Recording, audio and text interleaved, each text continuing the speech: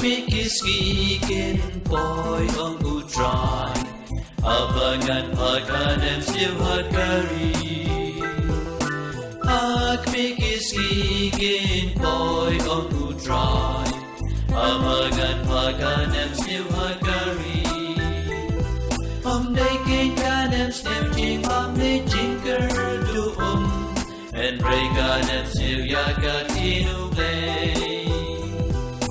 day kain ganem sneeuw jin mam ne jinker do and ray ganem sneeuw ya gatinu play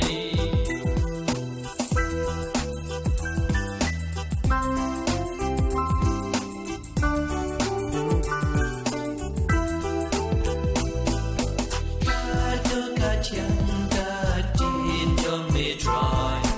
Kadu gaben pun ya do jonga Yang katin jong me dry Batu gapen pun ya do jona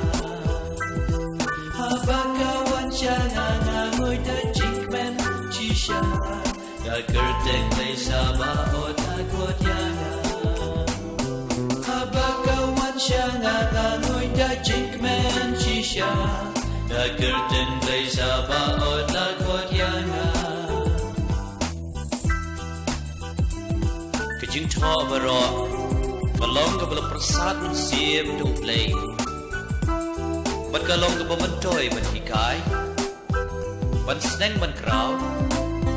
Bat ban bej ban baha Bat ban san Haka hok kasat